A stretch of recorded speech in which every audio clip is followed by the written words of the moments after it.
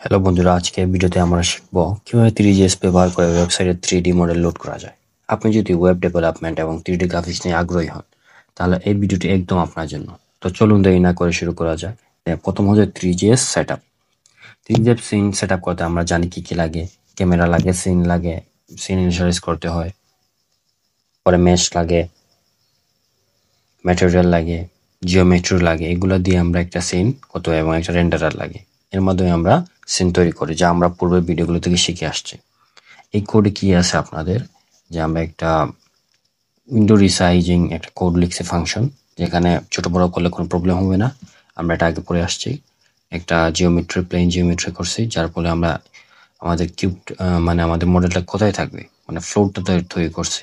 আচ্ছা, এবারে কি করছি আর পজিশনিং ক্যামেরা, মানে ক্যামেরা পজিশন করছে এবং প্লেনের পজিশন করছে, রোটেশন এবং পজিশন এক্স ওয়াই, এগুলো আমরা আগে শিখে আসছি। আচ্ছা, প্রথম কাজ কি, আপনার গিটহাব থেকে ডাউনলোড করার পর ফাইলটার লিঙ্ক আমাদের ডিসক্রিপশনে দেওয়া থাকবে। npm i মারবেন, ক্লিক করবেন, যাতে আপনার নোড মডিউলটাতে যা যা আছে সব কিছু হয়ে যায়। পরে আপনাকে লিখতে হবে npm run tab। তাহলে আপনারা দেখে ফেলবেন আমাদের এই দেখছেন ফ্লোরটা হয়ে গেছে। আচ্ছা, এখন আমরা কথা বলি লুডার নিয়ে। 3GS বিভিন্ন ধরনের লোডার আছে। এর মধ্যে আমরা সবচেয়ে বেশি ইউজ করবো আপনার GLTF লোডার। চলুন আমরা থ্রিতে গিয়ে এক্সাম্পলে গিয়ে জিএসএম এ গিয়ে আপনারা দেখতে পারবেন। জিএসএম এখানে লিখে আছে দেখুন, লোডার বিভিন্ন যেমন দেখুন 3DM লোডার আছে, কোলাপস ডিএস, ড্রাকো লোডার, এক্সরোল, FBX লোডার, ফন্ট লোডার, যদি অনেক ধরনের লোডার আছে। আমরা যেগুলো প্রয়োজন ওগুলো ধীরে ধীরে শিখে ফেলবো। অনেক লোডার আছে, RGB লোডার, সবগুলো আছে। আমরা এগুলো ইউজ করবো না। আমরা কোনটা বর্তমানে প্রয়োজন, তা হচ্ছে আপনার GLTF, এটা প্রয়োজন। সো আমরা এটা লাগবে। আমি এখানে কপি রিলেটিভ পার্ট ক্লিক করে কপি করে ফেললাম। করার পর এভাবে করলে হবে। আমি একটা দেখাচ্ছি সবচেয়ে ইজিয়েস্ট, তা হচ্ছে আপনাকে এখানে ইনপুট করতে হবে এটাকে, তাই না? ইম্পোর্ট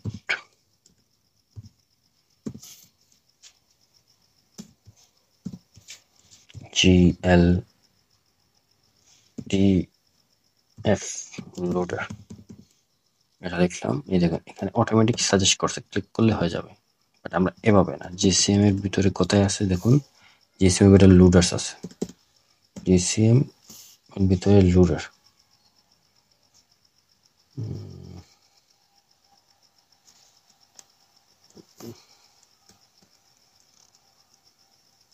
জিসিএম এর ভিতরে লোডার আছে।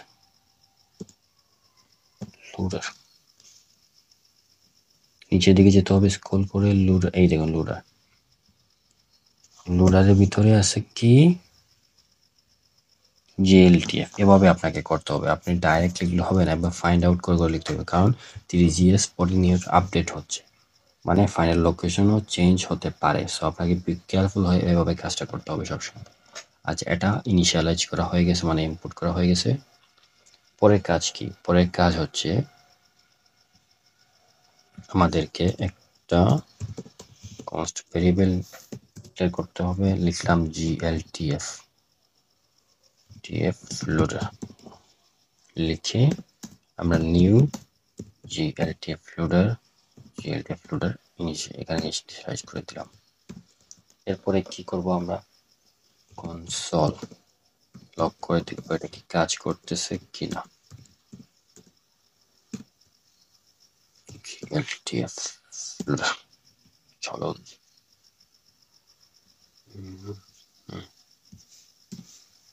সেভ। চলুন আমরা একটু ইন্সপেক্ট করে আসি।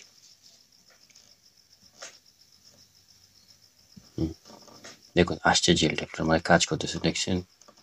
এখানে কি কি আছে, cross origin, manager, path, plugging, prototype loader, মানে কাজ করতেছে সবকিছু। ম্যানেজারের ভিতরে আরো অনেক কিছু আছে, প্লাগইনের ভিতরে আরো আছে। এগুলো এখন লাগবে না আমাদের, এগুলো বুঝে আমরা এটা ইনিশিয়ালাইজ করলাম, মানে আমাদের একটা কাজ করতেছে। নেক্সট কাজ কি, GLTF লোডার ডট লোড,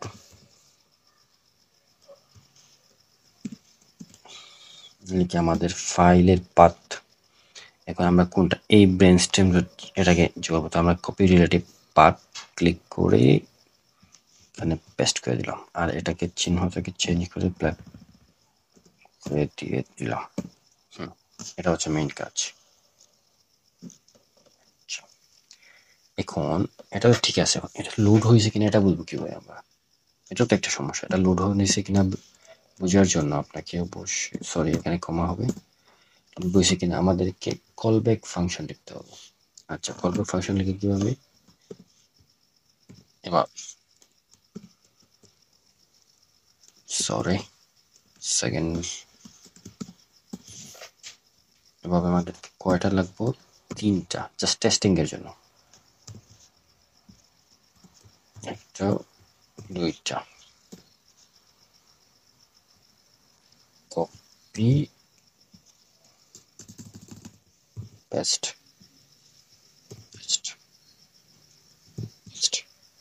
এখানে কি লিখবো? প্রথমে দেবো যদি কাজ করে তো কি লিখবে? সাকসেস। কি লিখবে? সাকসেস। পরেরটা হচ্ছে সরি, পরেরটা হচ্ছে প্রোগ্রেস। এরপরটা হচ্ছে যদি লোড হতে সমস্যা হলে লেখা হবে এরর। চলুন চেক করে আসি।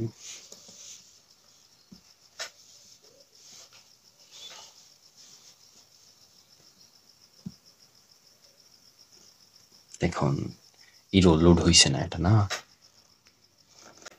এটা লোড হয় নাই, এরর শো করছে।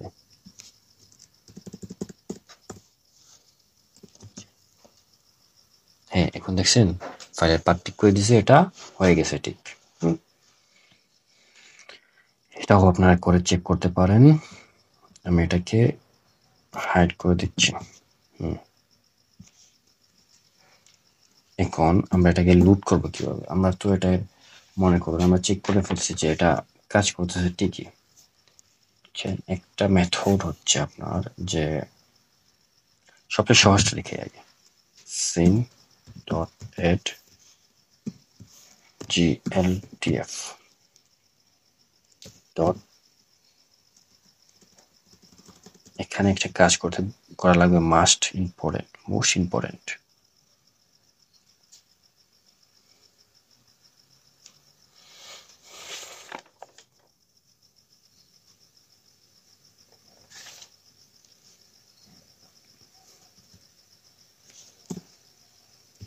ফার্স্ট ব্র্যাকেট দিয়ে এভাবে দেন, এখানে আপনাকে দিতে হবে GLTF বা একটা নাম দিন না, তারপর লিখলেন সিন ডট এড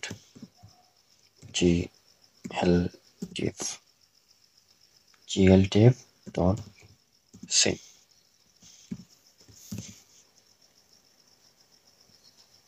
দেখুন এটা লোড হয়ে গেছে, এটা লোড হয়ে গেছে তাই না? এই হচ্ছে মেইন কাজ। আচ্ছা মডেলটা লোড হয়েছে, এটাই অনেক বড় ব্যাপার আমাদের জন্য। এভাবে আপনারা মডেল লোড করতে পারবেন।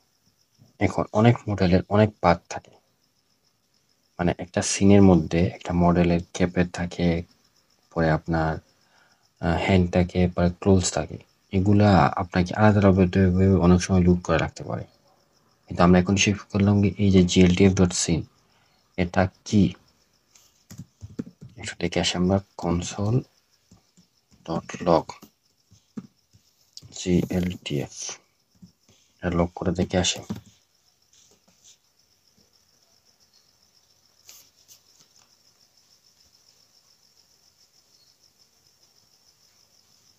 দেখেন একটা অবজেক্ট রিটার্ন করছে, দেখছেন animation, asset, camera, pass, scene plural, user data, এগুলো দিচ্ছে। এগুলো কিন্তু খুবই প্রয়োজনীয় ব্যাপার। আমাদের ক্যামেরা প্রয়োজন হয় না, অনেক সময় ক্যামেরা লাগে না মডেলে। আচ্ছা একটা জিনিস বলে রাখি, এই যে এটা ভিজিবল হচ্ছে, এটা কিন্তু অনেক সময় ভিজিবল হবে না, কারণ কি ভিজিবল নাও হতে পারে, কারণ এখানে আমরা লাইট হেড করছি। দেখেন সিনে কিন্তু এমবিয়েন্ট লাইট হেড করছি, আমি যখন এমবিয়েন্ট লাইটটা সুইচ অফ করে দিব তখন আর মডেলটা শো করবেন, দেখছেন অন্ধকার হয়ে গেছে। অনেক সময় মডেল শুরু নাও করতে পারে। আচ্ছা, একটা অফ করছি, আর একটা অফ করলে বুঝতে পারবেন যে দেখা যাবে না। দেখছেন, এখন কিন্তু দেখা যাচ্ছে না, ব্ল্যাক একটা জায়গা দেখা যাচ্ছে, বাট ওইটা অনেকক্ষণ দেখছেন। যখন আমি এগুলো আবার সুইচ অন করে দিব তখন আবার দেখা যাবে। তাহলে আজকের টিউটোরিয়ালে আমরা একটা সম্পূর্ণ রোবটের মডেল লোড করতে শিখে গেলাম। ধরুন আমরা চাইলে এই 3D মডেল একটি মডেল পপআপের মধ্যেও দেখাতে পারে, মানে আমরা সিএসএস এবং জাভাস্ক্রিপ্ট ব্যবহার করে এটাকে ক্লিক ইভেন্টের মাধ্যমে দেখাতে পারে। আপনারা এটা চেষ্টা করে দেখতে পারেন বাসায়। এখন তাহলে আমরা সফলভাবে 3D মডেল লোড করতে পারলাম। এখন আপনি চাইলে এটাকে অ্যানিমেট করতে পারেন অথবা ইন্টারেক্টিভ বানাতে পারেন, এটা আপনার ইচ্ছা, আপনি ট্রাই করে দেখতে পারেন। আমরা এটা পরের যে লেকচারগুলো আছে আমরা ওটা দেখাবো কিভাবে এটাকে অ্যানিমেট করতে হয়, বুঝছেন। আরো বিস্তারিত আলোচনা করব আপনার জিএলটিএফ ফাইল ফরম্যাট নিয়ে, বিভিন্ন ধরনের ফাইল ফরম্যাট আছে, এগুলো নিয়ে আলোচনা করব। তো বন্ধুরা, এই ছিল আমাদের 3GS দিয়ে ওয়েবসাইটে 3D মডেল লোড করার গাইড। আশা করি ভিডিওটি আপনাদের উপকারে আসবে। যদি ভালো লেগে থাকে লাইক, কমেন্ট আর সাবস্ক্রাইব করতে ভুলবেন না। আর কোনো প্রশ্ন থাকলে যে কমেন্ট সেকশনে জানান। আমরা দেখা করব পরবর্তী ভিডিওতে। ততক্ষণ পর্যন্ত কিপ কোডিং।